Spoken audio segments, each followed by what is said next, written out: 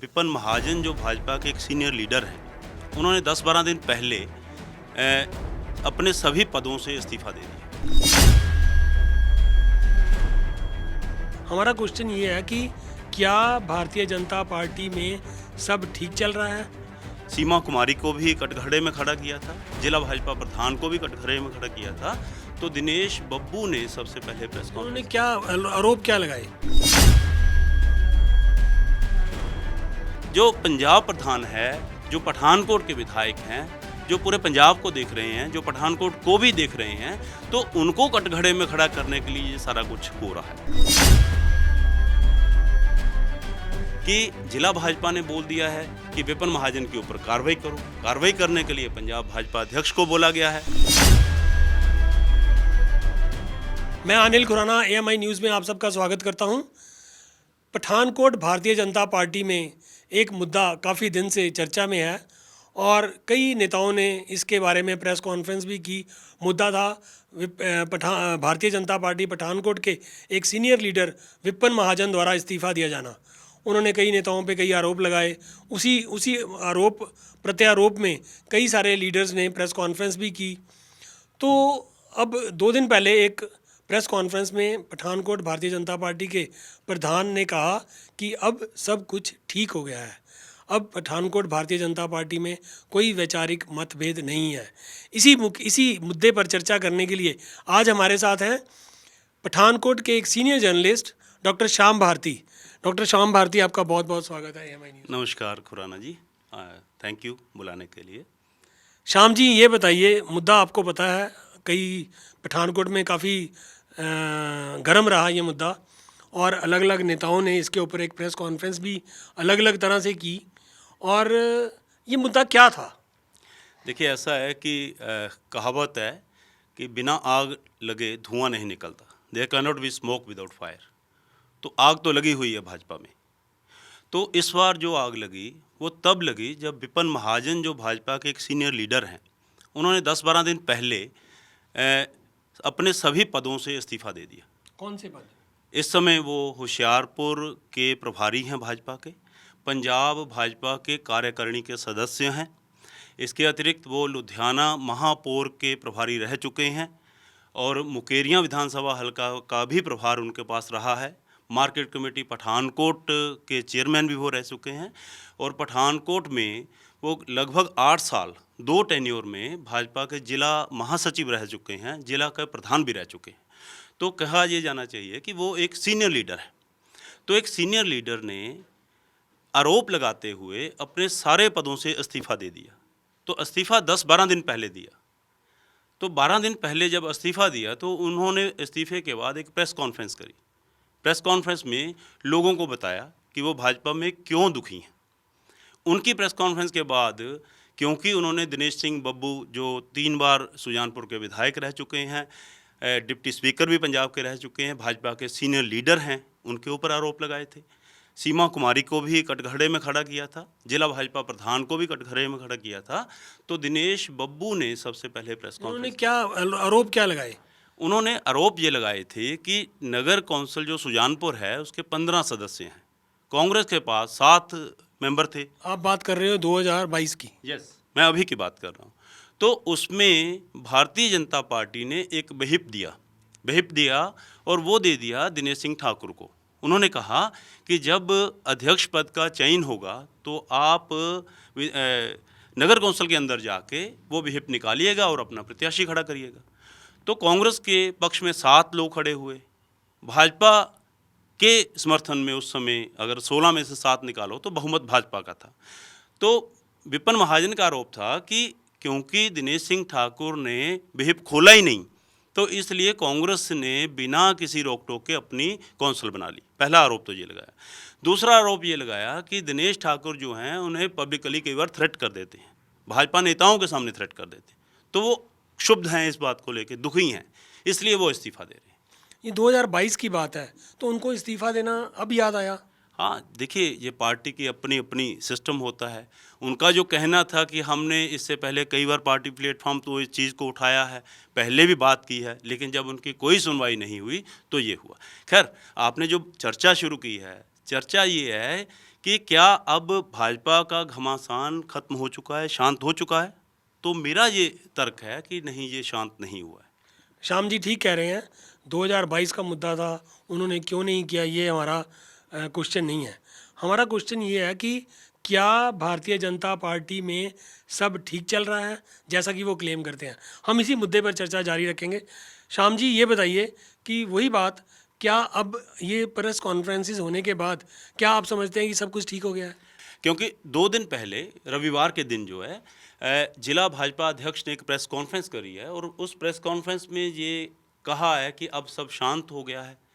तो जब शांत होने की बात चल रही थी तो पत्रकारों ने सवाल उठाए, मीडिया ने सवाल उठाए कि क्या अभी जो विपिन महाजन के आरोप हैं उनके ऊपर कोई चिंतन मनन, कोई कार्रवाई होगी?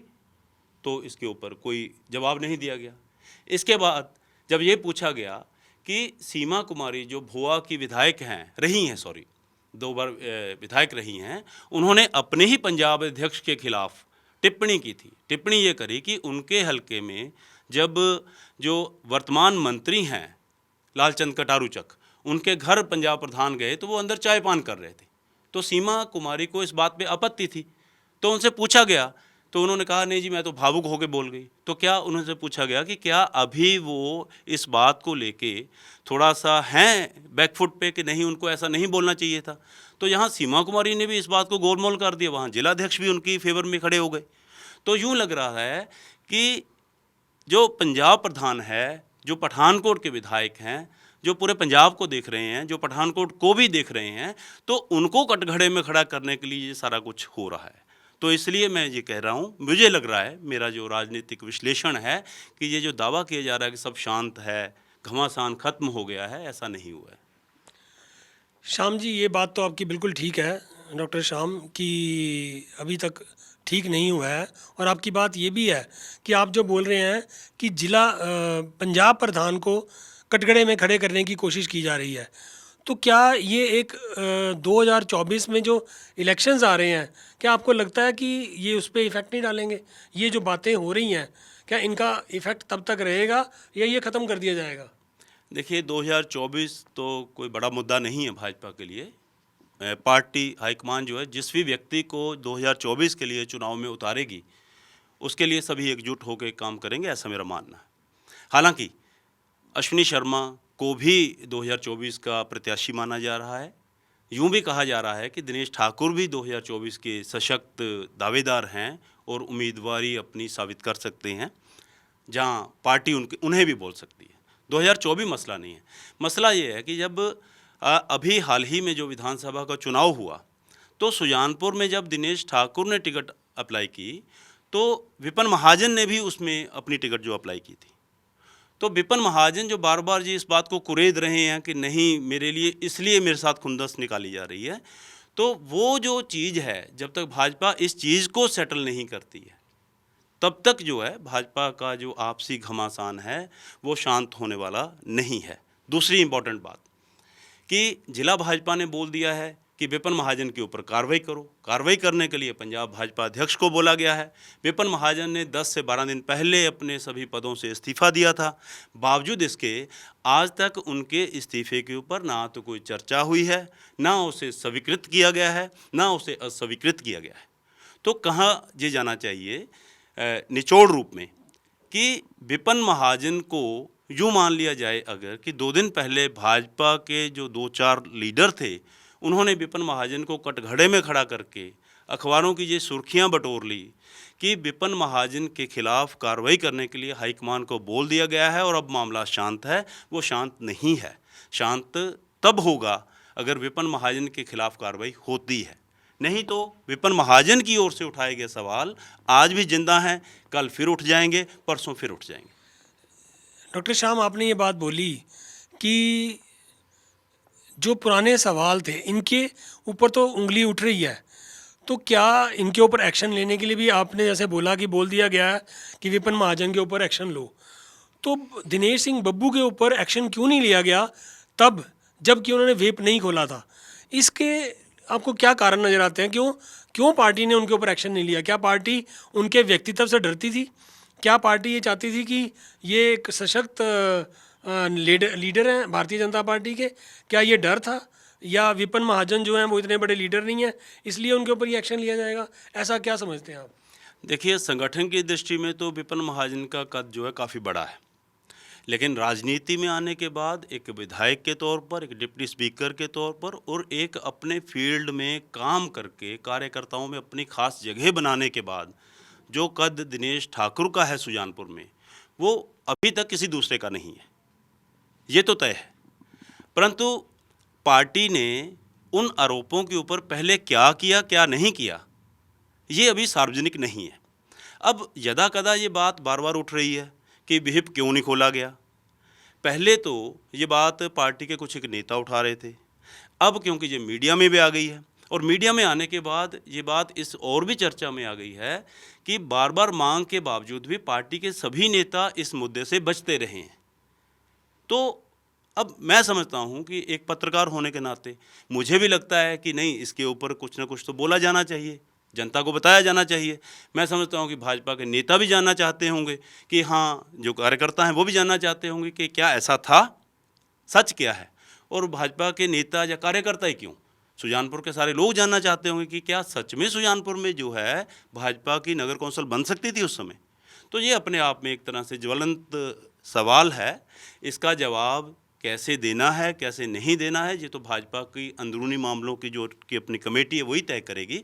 लेकिन जनता तो चाहती है कि उनको किसी न किसी तरीके से सही जो है वो उत्तर दिया जाए, सही तरीके से कुछ बताया जाए, और ताकि वो ये सच में मान सके कि अब सारे शांत हैं, अंदर कोई घमासान नहीं है, तभी वो अगले चुनाव में सही तरीके से उतर पाएंगे। जैसा कि विप की बात हुई, तब वहाँ जो नेता थे राजकुमार गुप्ता, उन्होंने इस्तीफ़ा दिया। उसी मुद्दे पर आज विपिन महाजन ने इस्तीफ़ा दे दिया। तो कल को कोई इसी तरह से अगर ये शांत नहीं करेंगे तो क्या आपको लगता नहीं है कि ये भारतीय जनता पार्टी के जो पंजाब प्रधान हैं वो पठानकोट में हैं और उनकी कॉन्स्टिट्यूंसी है, और हम बात करें 2024 की तो लोकसभा कॉन्स्टिट्यूंसी है, और उनके बिल्कुल साथ पड़ोसी विधानसभा सीट है, और वो पूरे पंजाब के प्रधान हैं। तो ऐसा लगता है कि जैसे कि ये घमासान उनके अपने ही घर में शुरू हो चुका है, जिसको वो शांत करने की कोशिश तो कर रहे होंगे। कैसे करेंगे, इसके बारे में आपसे पूछूंगा। देखिए, अश्विनी शर्मा का कद जो है वो पंजाब में एक बड़ा कद है, और अश्विनी शर्मा के ऊपर पूरा भरोसा जताकर जो भाजपा का केंद्रीय नेतृत्व है उसने उन्हें दोबारा से प्रधान मनोनीत किया है। तो यूँ समझा जाना चाहिए कि 2024 तक अश्विनी शर्मा के ऊपर ही सारी निर्भरता जो है, जहाँ सारा जो है अपेक्षाएं जो हैं वो पार्टी की हैं। तो अश्विनी शर्मा से ये भी अपेक्षा की जा रही है कि सारी पंजाब की सीटें जो 117 सीटें हैं उनके ऊपर सभी कैंडिडेट देने हैं। तो पठानकोट का विषय उनका अपना घर होने के कारण जाहिर सी बात है कि बड़ा हो जाता है, परंतु इतना भी बड़ा नहीं है कि अश्विनी शर्मा रोज़ इस विषय पे बैठे रहें। तो देखते हैं, जो झाड़ू नेता हैं वो और बड़े परिपक्व राजनीतिज्ञ हैं अश्विनी शर्मा, इस मामले को भी उनको देखना है। मेरा विश्वास है कि वो जल्दी निकालेंगे और पब्लिक को बताएंगे कि क्या है, क्या होना चाहिए। डॉक्टर श्याम ने बिल्कुल ठीक कहा कि अश्विनी शर्मा एक कद्दावर नेता हैं, भारतीय जनता पार्टी पंजाब के वो प्रधान हैं और सुलझे हुए नेता हैं, और उनको ये पठानकोट जो उनका गृह जिला है उसके लिए उनको इसका हल तो ज़रूर निकालना पड़ेगा, और जल्द निकालना पड़ेगा, ताकि ये गुड फील हो जाए कि भारतीय जनता पार्टी में सचमुच सब ठीक चल रहा है। सुरजीत सिंह है, और मैंने ये पठानकोट में डिफेंस रोड पे शोरूम खोला है आरपीएम के नाम से।